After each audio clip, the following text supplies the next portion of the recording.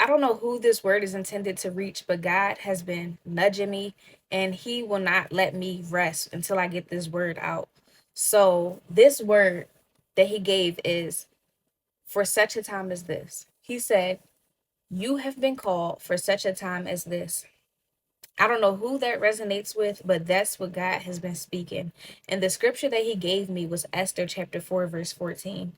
It says, "If you keep quiet at a time like this, deliverance and relief for the Jews will arise from some other place, but you and your relatives will die. Who knows if perhaps you were made queen for just such a time as this?"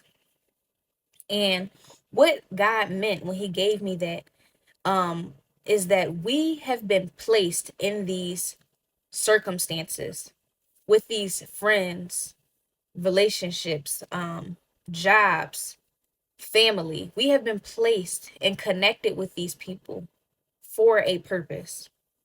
And what God said is that your disobedience could be detrimental to your own spiritual growth and theirs.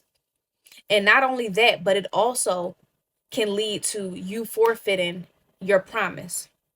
It can lead to you forfeiting your purpose. If we look back in Genesis with Adam in the garden, he forfeited the very purpose that God called him to because of disobedience. And someone else had to do it. That's why the scripture says, "Deliverance and relief for the Jews will arise from some other place."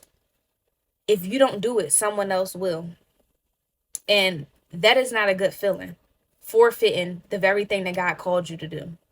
So this word is for whoever it is that is afraid to take that step and to speak. This is the perfect moment. This is your warning. God said, "For such a time as this, you have been called. This is not the time to be quiet. This is the time to speak.